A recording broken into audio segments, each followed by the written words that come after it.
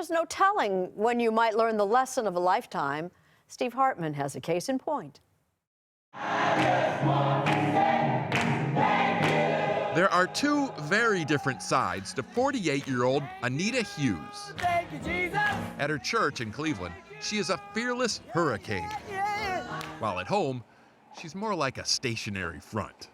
Except for church, she rarely leaves the house and won't travel anywhere by herself.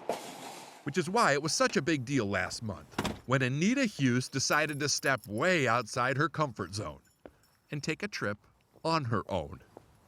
I just got out and I made it to the car. And I turned the ignition and I actually got on 77 South. And I went. She was headed for North Carolina for a gospel concert, and she made it just fine.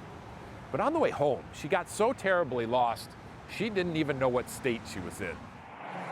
So Anita pulled into this 7-Eleven in Strasburg, Virginia to ask directions. You can see her entering there on the right.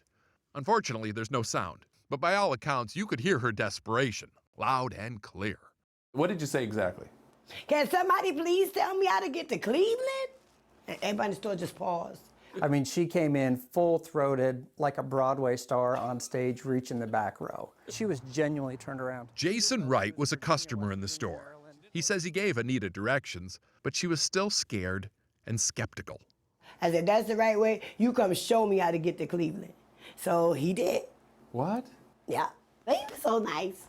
I mean, I'm going in the complete opposite direction. You were? I live here to the south. I'm driving north, so far out of my way.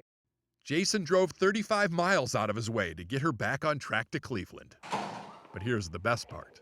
A few days ago, he drove another 300 miles to take her to the moon. Obviously, Anita and Jason have become fast friends. They talk on the phone just about every day and now share a real fondness for one another. Jason gave you a lot more than directions that day. That he did. Just a little bit of a appliance of affection can change a whole situation. Since their chance encounter, Anita has taken another trip to Detroit. She got a new job and says she's more confident now than ever. And as for Jason, he thinks he's gotten even more out of this. The lesson of a lifetime. It just doesn't matter the skin color, the zip code.